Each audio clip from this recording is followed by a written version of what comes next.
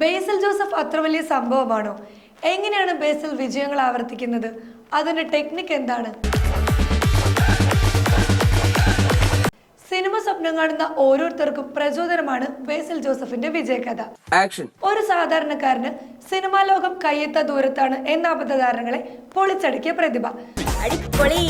സ്വന്തം കഴിവിന്റെയും പരിശ്രമത്തിന്റെയും പിൻബലം കൊണ്ട് മാത്രം സിനിമയിൽ ഏതൊരാൾക്കും മുന്നേറാൻ കഴിയുമെന്ന് സ്വന്തം ജീവിതയാത്രയിലൂടെ ബേസിൽ തെളിയിച്ചു കഴിഞ്ഞു. വയനാട്ടിലെ ഒരു സാധാരണ കുടുംബത്തിൽ ജനനം. പിതാവ് പുരോഹിതൻ. കുടുംബത്തിൽ ഒരാൾക്ക് പോലും പേരിന് പോലും സിനിമാ ബന്ധമില്ല. സിനിമാ ഷൂട്ടിംഗ് പോലും കണ്ടിട്ടില്ല. പക്ഷെ എന്നിട്ടും അയാൾ കണ്ടത് സിനിമയെക്കുറിച്ചുള്ള സ്വപ്നങ്ങൾ മാത്രമായിരുന്നു. സ്വപ്നം കാണുക മാത്രമല്ല, ആ സ്വപ്നത്തെ കഠിന ശ്രമത്തിലൂടെ കയ്യെത്തിപ്പിടിച്ചു. കുഞ്ഞിരാമേട്ടനെ കാണാൻ ചെത്തായിട്ടുണ്ട്. ഇപ്പൊ കണ്ട ബച്ചേട്ടനെ പോലുണ്ട്. തിരുവനന്തപുരത്ത് എഞ്ചിനീയറിംഗിന് പഠിക്കുമ്പോഴും ബേസിൽ ആഗ്രഹിച്ചതും അന്വേഷിച്ചതും സിനിമയിലേക്കുള്ള വഴിയായിരുന്നു. മോഹിച്ചത് സംവിധാനമാണെങ്കിലും ആദ്യം അവസരം ലഭിച്ചത് അഭിനേതാവാകാനായിരുന്നു. സുഹൃത്തുക്കൾ ചേർന്ന് നിർമ്മിച്ച ഷോർട്ട് ഫിലിമിൽ അഭിനയിച്ചുകൊണ്ടാണ് ആദ്യ ചുവടുവെപ്പ്. ആ ഷോർട്ട് ഫിലിം തനിക്ക് നൽകിയ ആത്മവിശ്വാസം വലുതായിരുന്നുവെന്ന് ബേസിൽ പറഞ്ഞിട്ടുണ്ട്. സ്വന്തമായി തിരക്കഥ എഴുതി ഷോർട്ട് ഫിലിമുകൾ ചെയ്യുക എന്നതായിരുന്നു അടുത്ത ഘട്ടം. നേരിട്ടങ്ങ് പറഞ്ഞാ പോരെ. ഒരു തുണ്ടുപടം, പ്രിയമത കാതരയാണ് എന്നീ ഷോർട്ട് ഫിലിമുകൾ സംഭവിക്കുന്നത് അങ്ങനെയാണ്. 5000 രൂപയ്ക്ക് താഴെ മുതൽ മുടക്കിൽ ഒരുക്കിയ 2 ഷോർട്ട് ഫിലിമുകളും ബേസിലിനുള്ളിലെ ക്രിയേറ്ററുടെ കഴിവുകൾക്ക് മികച്ച തെളിവുകളായി.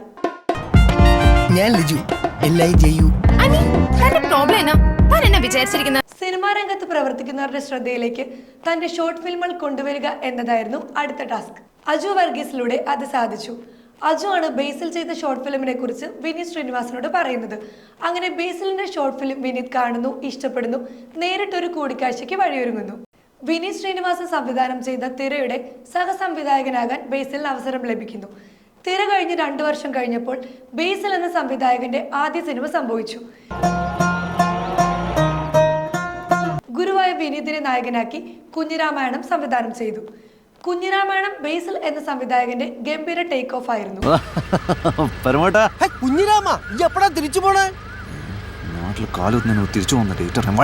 രസകരമായ കഥാപാത്രങ്ങളും കഥാന്തരീക്ഷവും നിറഞ്ഞ കുഞ്ഞിരാമായണം പ്രേക്ഷകർ ഏറ്റെടുത്തു.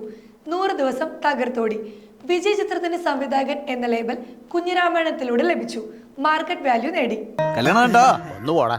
ടൊവിനോയെ നായകനാക്കിയാണ് ബേസിൽ 2ാമത്തെ ചിത്രം സംവിധാനം ചെയ്തത്, ഗോദ.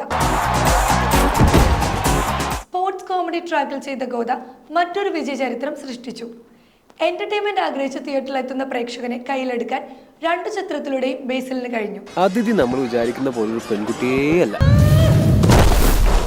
കണ്ടുമടുത്ത വഴികളിൽ നിന്നും മാറിയാണ് 2 ചിത്രങ്ങളും ബേസിൽ ഒരുക്കിയത്. അതൊരു വലിയ പ്ലസ് പോയിന്റ് ആണ്. കാലത്തിന്റെ മാറ്റങ്ങൾ ഉൾക്കൊണ്ട സിനിമകളായിരുന്നു 2ഉം. അവൻ ഗുസ്തി മതിയാക്കി. കാലത്തിന് മുന്നേ നടക്കാനുള്ള ബേസിലിന്റെ കഴിവ് കണ്ടത് 3ാം ചിത്രത്തിലാണ്, മിന്നൽ മുരളി. ദേശീയ തലത്തിൽ വരെ ചർച്ച ചെയ്യപ്പെട്ടു. OTT റിലീസ് ആയിട്ട് പോലും മിന്നൽ മുരളി ചലച്ചിത്ര ലോകത്ത് തരംഗമായി.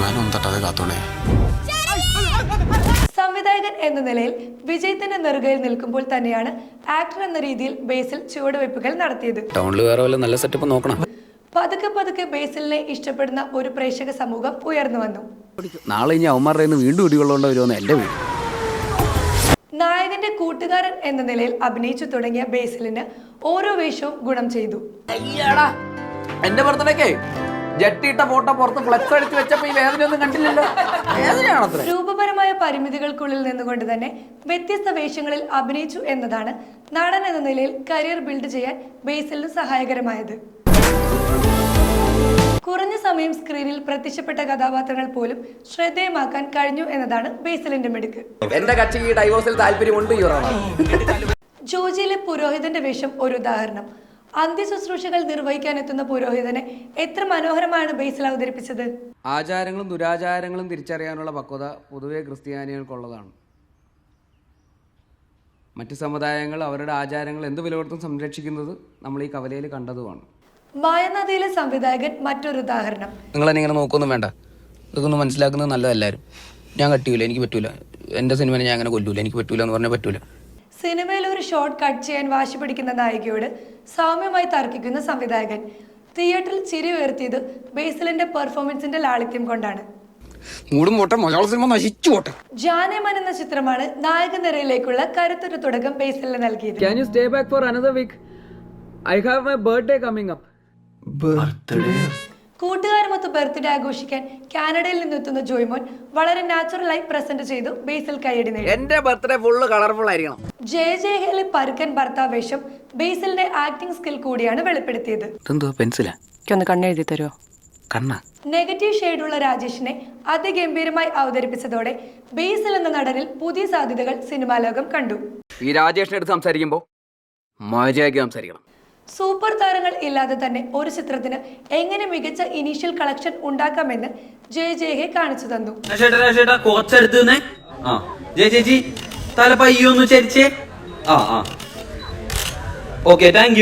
മുടക്കു മുതലിന്റെ 10 ഇരട്ടി ലാഭം നേടിയ സിനിമ ബിഗ് ബഡ്ജറ്റ് ചിത്രങ്ങൾ മാത്രമേ തിയേറ്ററുകളിൽ ഓടൂ എന്ന് വിശ്വസിക്കുന്നവർക്ക് ചുട്ട മറുപടിയാണ് നൽകിയത്.